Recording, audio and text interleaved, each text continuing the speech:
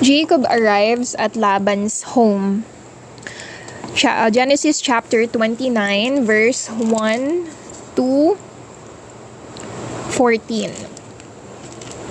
Jacob set out and came to the land of the people of the east. There he saw a well, and lying beside the well were 3 flocks of sheep.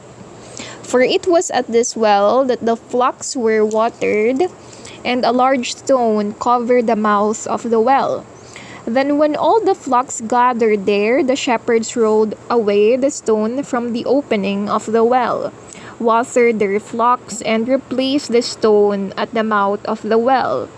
Jacob said to them, "Brothers, where are you from?" "We are from Haran," they replied. He then said, "Do you know Laban, Nahor's son?" "Yes, we know him," they replied, and Jacob asked, "Is he well?" "Yes, he is well," they said. "And here is Rachel, his daughter, coming with the sheep." Jacob then said, "Look, the sun is still high. It's not yet time for the flocks to be gathered together.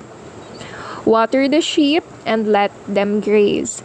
But they said, "We cannot do that until all the flocks are gathered together and the stone is rolled away from the mouth of the well.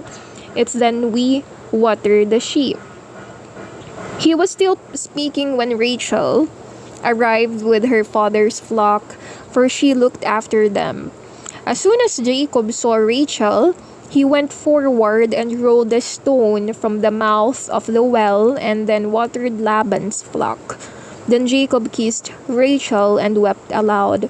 Jacob told Rachel he was her father's kinsman and Rebekah's son, and she ran and told her father. As soon as Laban heard the news about Jacob being his sister's son, he ran to meet him, and after embracing and kissing him, he brought him into his house. Jacob told Laban all that had happened, and Laban said to him, "Truly, you are my bone and flesh." And Jacob stayed there a month with him. Jacob's 2 marriages. Chapter 29, verse 15 to 29. Laban said to Jacob, "Even if you are my kinsman, should you work for me for nothing? Tell me, what wages do you want?" Now Laban had 2 daughters. The name of the older one was Leah, and the name of the younger was Rachel. Leah's eyes were weak, but Rachel had a lovely figure and was beautiful. Jacob had fallen in love with Rachel, and he said, "I will work for you for 7 years in return for your younger daughter, Rachel." Laban said, "It is better for me to give her to you than to any other man. Stay with me." So when Jacob worked for 7 years, which seemed to him only a few days, because he loved her so much. Jacob then said to Laban, "Give me my wife, for I have served my time and I want to lie with her." So Laban gathered together all the people of the place and gave a feast. But when night came, he took his daughter Leah and gave her to Jacob, and he lay with her. Laban gave his slave girl Zilpah to Leah to be her maid. When morning came, there was Leah. And Jacob said to Laban, "What have you done to me? Haven't I worked with you for Rachel? Why have you deceived me?" Laban said, "It is not our custom to give the younger daughter before the firstborn. As soon as the marriage week is over, I will give you my younger daughter as well, but you must work with me for another 7 years." Jacob agreed to this, and when he completed the week with Leah, Laban gave him his daughter Rachel to be his wife. Laban gave Rachel his slave girl Bilhah to be her maidservant. So Jacob slept with Rachel as well, and he loved Rachel more than Leah. And he continued working for Laban another 7 years. Jacob's children, chapter 29, verse 31 to 35. As Yahweh saw that Leah was not loved, he let her have children. But Rachel was barren. Leah gave birth to a child and named him Reuben. For she said, Because the Lord has seen my affliction, my husband is sure to love me now." She gave birth to another son and said, "Yahweh saw that I was neglected and has given me this son as well." And she called him Simeon. Again she gave birth to a son and said, "This time my husband will be united to me because I have borne him 3 sons." That is why he was called Levi. She again gave birth to a son and said, "This time I will praise Yahweh." That is why she named him Judah. After that she had no more children. Chapter 30, verse 1 to 24. Again, this is like Genesis chapter 30, verse 1 to 24.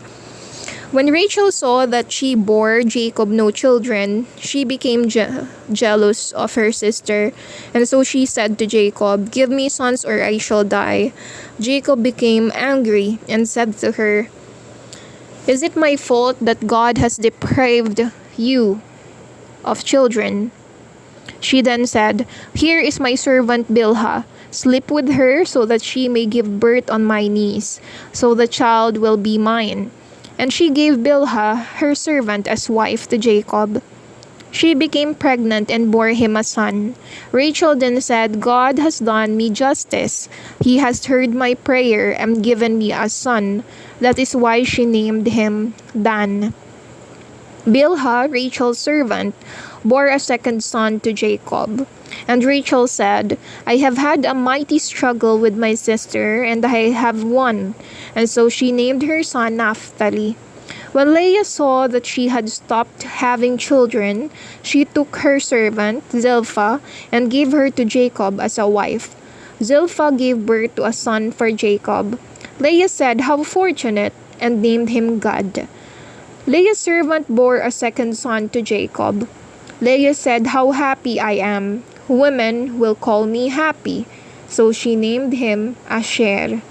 At the time of that wheat harvest, Reuben went out to the fields and found some mandrake plants which he brought to his mother Leah. Rachel said to Leah, "Please give me some of your son's mandrakes." But Leah replied, "Isn't it enough for you to have taken my husband? Now you want to take my son's mandrakes as well?" Rachel then said, "He will sleep with you tonight in return for your son's mandrakes." In the evening, when Jacob came in from the fields, Leah went to meet him and said, "You will sleep with me tonight, for I have hired you with my son's mandrakes." So he slept with her that night. Yahweh heard Leah, and she became pregnant and bore Jacob a fifth son. Leah said, "God has given me my reward, because I gave my maidservant to my husband." She named the child Issachar. Leah bore another son to Jacob. Then she said, "God has offered me a beautiful gift. This time my husband will honor me, for I have given him 6 children." She named the child Zebulun. She later gave birth to a daughter and called her Dinah. Then Yahweh remembered Rachel and let her have a child. She became pregnant and gave birth to a son. "Yahweh has taken away my shame," she said, and she called the child Joseph, saying, "May Yahweh give me another son."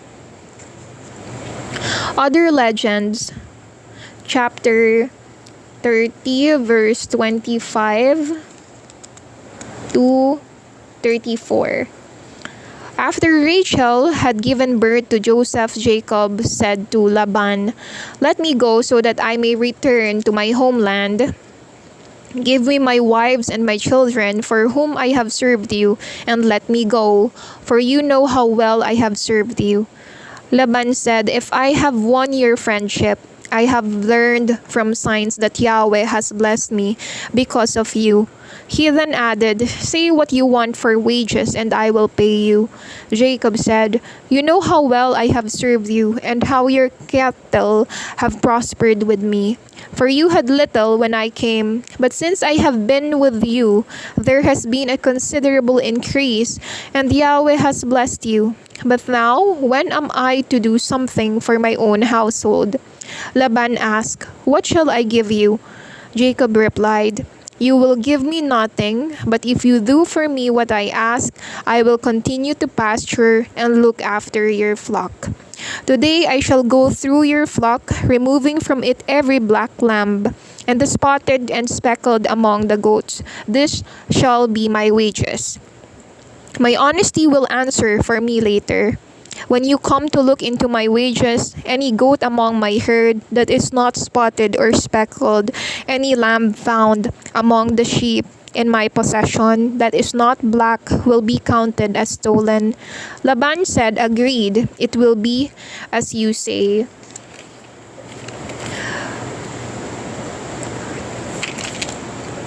Commentaries.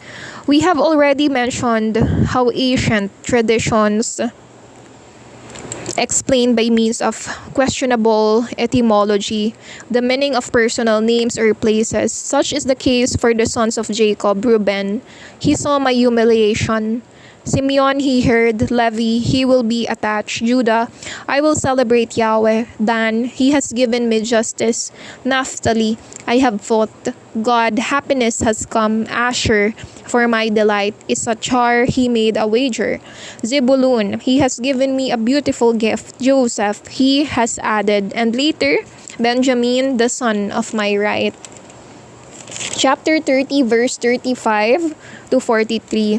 That same day, Laban put aside the he-goats that were streaked, every one that had white on it, and all the black sheep.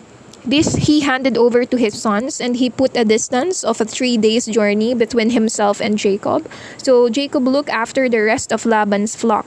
Jacob then gathered fresh branches of poplar, almond, and plane. He peeled white streaks in them, letting the white of the stems be seen. Then he placed the branches he had peeled in front of the channels of the watering troughs where the animals came to drink and where they could be clearly seen by the animals. And as they mated there in front of the branches, when they come to drink, the animals produce streaked, spotted, and speckled young. He put the sheep apart, but made the rest face the streaked and dark-colored animals that belonged to Laban. In this way, he built up droves of his own and did not add them to Laban's flock. Whenever the stronger of the ewes were breeding, Jacob put the branches in the channels in front of the eyes of the ewes so that they would mate there among the branches. But for the feebler ewes, he did not put them there, so that the feebler were for Laban and the more robust for Jacob. In this way, he became extremely rich with a great number of sheep, maidservants and menservants, camels and donkeys. Jacob returns to his land. Chapter 31, verse 1 to 51. Jacob learned that the sons of Laban were saying, "Jacob has taken everything our father owned, and it is at our father's expense that he has accumulated this fortune." Jacob understood from Laban's expression that his attitude towards him was no longer the same. Then Yahweh said to Jacob, "Go back to your homeland, the country of your kinsmen. I will be with you." Jacob had Rachel and Leah called to the field where his flocks were. There he said to them, "I see that your father no longer looks kindly on me, but the God of my father has been with me.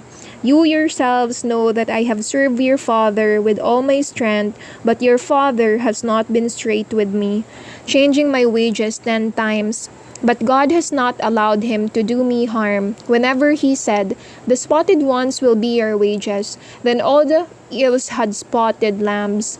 And whenever he said, 'The streaked ones will be your wages,' then all the ewes produced streaked lambs. It is God who has taken your father's livestock in that way and has given it to me. For in the breeding season, when I was looking up, I saw in a dream that the rams mating with the ewes were streaked, spotted, or speckled. And the angel in the dream said to me, "Jacob, here I am," I replied. He then said, "Look up and see that all the rams mating with the ewes are straight, spotted or speckled. I have seen all that Laban has done to you. I am the God who appeared to you at Bethel, where you anointed a pillar and vowed to me by oath. Now get ready, leave this country, and return to the land of your birth." Then Rachel and Leah replied, "Have we still any share in the inheritance of our father's estate? Haven't we been regarded by him as foreigners since he has sold us and truly used up our money? Surely all the fortune that God has taken from our father belongs to us and to our children. So do then all that has told you." So Jacob got ready and put his children and his wives on camels. He also took with him all his livestock and all he had accumulated, the livestock he had acquired at Padan Aram, to return to his father Isaac in the land of Canaan. Rachel then took advantage of Laban, who, while he was shearing his sheep, she stole her father's family gods. So Jacob tricked Laban in not letting him know he was running away. He fled with all he had, and after crossing the river Euphrates, he made for the hill country of Gilead. 3 days later, Laban heard that Jacob had fled. Taking his brothers with him, he followed Jacob for 7 days and caught up with him in the hill country of Gilead. God appeared to Laban in a dream at night and said to him, "Be careful not to say anything, either good or bad, to Jacob." Jacob had pitched his tent in the hill country of Gilead. When Laban overtook him, Laban and his brothers also encamped on the hills of Gilead. Then Laban said to Jacob, "What have you done, tricking me and carrying my daughters off like prisoners of war? Why did you run away secretly and cheat me? Why didn't you tell me I could have sent you off with joy and singing and the music of tambourine and harp? You didn't even let me kiss my grandchildren and daughters goodbye. You have done a foolish thing, and I have power to harm you. But last night the God of your father warned me, saying, 'Be careful not to say anything, good or evil, to Jacob.' Now if you have gone off because you were planning to return to your father's house, why did you steal my gods?" Jacob replied to Laban, "It was because I was afraid you would take your daughters from me. But whoever is found in possession of your gods will not leave. In the presence of our relatives, see for yourself if anything that belongs to you is here with me, and if so, take it." Now Jacob did not know that Rachel had stolen the gods. Then Jacob became angry and rebuked Laban.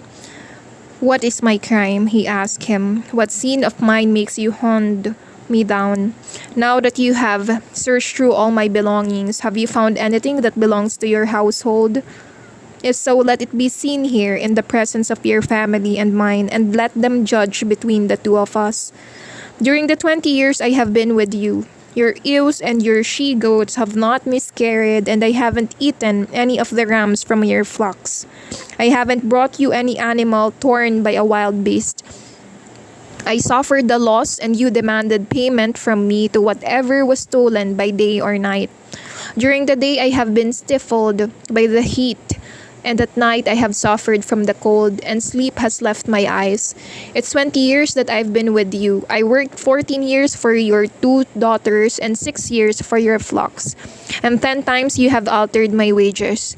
If the God of my father Abraham and the fearsome God of Isaac had not been with me, you would have sent me away empty-handed.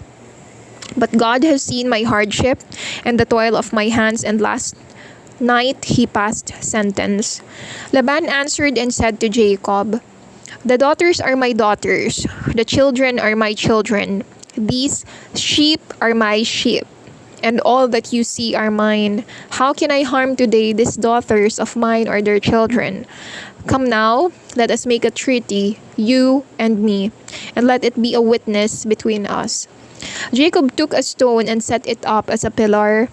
He then said to his kinsmen, "Collect stones." So they gathered stones and piled them up, and they ate there by the pile. Laban called it Jegar Sahadutha, and Jacob called it Galid. Laban said, this pile of stones is a witness between you and me today. That is why it was called Galid, and it was also known as Mizpah, because Laban had said, "May Yahweh watch between me and you when we are no longer in sight of each other. If you harm my daughters or take other wives besides my daughters, even though no man is with us, remember that God is witness between you and me." Then Laban said to Jacob, "Here is the pile and the pillar which I have set between you and me. This pile and this pillar will witness that I will not pass beyond this pile to harm you, and that you will not pass beyond this pile and pillar to harm me. May the God of Abraham and the God of Nahor judge between us." So Jacob swore by the fearful God of his father Isaac. Jacob also offered a sacrifice on the mountain and invited his brothers to the meal. After they had eaten, they spent the night there. Genesis chapter 32, 1 to 4. Next morning, Laban rose early, and after kissing his sons and daughters, he blessed them and left for home. As for Jacob, he went on his way and met angels of God. On seeing them, Jacob explained, "This is God's camp," and he named the place Mahanaim. And going on his way, he sent messengers ahead of him to his brother Esau in the land of Seir, the country of Edom. Jacob's struggle with God, chapter 32, verse 5 to 32. Jacob sent Esau this message: "I have been staying with Laban until now. I have oxen, asses, flocks, men servants, and maid servants. I have sent to tell you this, my lord, that you may receive me kindly." The messenger returned and said to Jacob, "We went to your brother Esau, and he is already coming to meet you with 400 men." Jacob was full of fear and distressed. He then divided the people with him and the flocks, the herds, and camels into 2 camps, thinking, if Esau attacks one camp, the other will escape. And Jacob said, "God of my father Abraham and my father Isaac, Yahweh who said to me, 'Return to your country, to your father's land, and I will make you prosper,' I am unworthy of the kindness and faithfulness you have shown to me. For with only my staff I crossed the Jordan, and now I have enough to form 2 companies. Deliver me from the hands of my brother Esau, for I am afraid lest he come and kill us all, even the mothers and their children. Yet it was you who said, 'I will be good to you and make your descendants like the sand on the seashore, so many that they cannot be counted.' So Jacob spent the night there. Then he took what he had with him, a present for his brother Esau, 200 she-goats and 20 he-goats, 200 ewes and 20 rams, 30 camels in milk and their calves, 40 cows and 10 bulls, 20 she-asses and 10 male donkeys. He put them in the care of his servants, each herd by itself, and said to his servants, 'Go ahead of me and leave a space between each herd.' He instructed the leader, 'When my brother Esau meets you and asks, "To whom do you belong, and where are you going? Who is the owner of the animals you are driving?" then you shall say, "They belong to your servant Jacob. It is a present he is sending to my lord Esau. He himself is coming along behind us." Jacob ordered the second and third servants and all who were following the herds in the same way. "That is what you shall say to Esau when you meet him. Your servant Jacob is following, for he thought to himself, 'I may pacify him with the present I sent ahead, so that when I meet him face to face, he may perhaps receive me kindly.' So the present went ahead of him, but he himself spent that night in the camp. That same night Jacob got up, and taking his 2 wives, his 2 maidservants, and his 11 sons, crossed the ford of the Jabbok. He took them and sent them across the stream, and likewise everything he had, and Jacob was left alone. Then a man wrestled with him until daybreak. When the man saw that he could not get the better of Jacob, he struck him in the socket of his hip and dislocated it as he wrestled with him. The man said, "Let me go, for day is breaking." But Jacob said, "I will not let you go until you have given me your blessing." The man then said, "What is your name?" "Jacob," was the reply. He answered, "You will no longer be called Jacob, but Israel, for you have been strong with God as you have been with men and have prevailed." Then Jacob asked him, "What is your name?" He answered, "Why do you ask my name?" And he blessed him there. So Jacob called the place Penuel, saying, "I have seen God face to face and survived." The sun rose as he passed through Penuel, limping because of his hip. That is why to this day the Israelites do not eat the sciatic nerve which is in the hip socket, because the sciatic nerve in Jacob's hip had been touched. Commentaries. Then a man wrestled with him until daybreak. It is a struggle between God and Jacob. God accepts defeat and confirms this blessing in Jacob. Occasionally, we discover ourselves better in sleep than when we are awake. This is what happens with Jacob in his night struggle with God. He understands that his labors and trials have been more than a confrontation with society and man. They have been a wrestling with God. God promises success but will not grant it until Jacob exhausts all his strength. Because Jacob understands better the reason for so many trials and delays, he personally addresses the one who blocks his way and who alone can change Esau's disposition. Jacob becomes strong against God. He does not ask for a favor, a little help, but instead he demands that he keep his promises. "I will not let you go until you have given me your blessing." Jacob's prayer does not show the resigned attitude characteristic of a believer. According to some, praying does not consist only in accepting God's will as a thing written in advance in heaven or in asking for the strength to accept it. Praying consists also in putting pressure on God, confident in His promises and knowing that He listens to us. If we could not have some part in the divine decisions concerning us and the governing of the world, the covenant would be a fraud. At the crossroads of life, pressed between the possibilities of becoming stagnant or surpassing himself, the believer knows that God will bring him beyond himself if he asks for it with faith. He dislocated his hip. Jacob faces God when, after a long exile, he wants to force his entrance into the promised land. In fact, to enter this land is simply to enter into the mystery of God who wants to share his life with us. And this is impossible for the person who feels strong, sure of himself and of his own ways. Therefore, when we are about to enter, God tests us. Whatever blow or misfortune or crisis we may be going through, it leaves us wounded, and like strangers in this world, Jacob enters the promised land with a limp, as Jesus also keeps the land for those who weep, those who thirst for justice, those who are not violent. Here again, as in many other ancient narratives of the Bible, modern discoveries throw fresh light on the text, which allows us perhaps to have a different reading, apparently more earthly, and yet as rich in a spiritual way. Recent excavations in this territory show us that the god of Penuel was responsible for putting people on the right road, and that his prophet Balaam, see number 23 verse 25, made known his threats. In fact, the more ancient stories of Jacob lead us to believe that God had corrected him. Hosea 12 verse 4, the meaning of his name Israel was given corrected by God. But later, this name changed to Israel, for in central Palestine, people had difficulty in pronouncing the sound sh. See Judge 12 verse 6. The interpretation strong against God was much more satisfactory for national pride.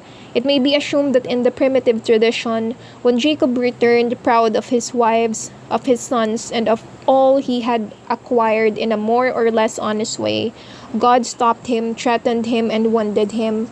He needed to be humbled to receive the blessings promised to his ancestors. After Jacob's victory, events must be subject to God's plans. Esau does not oppose Jacob's return to the land of his ancestors.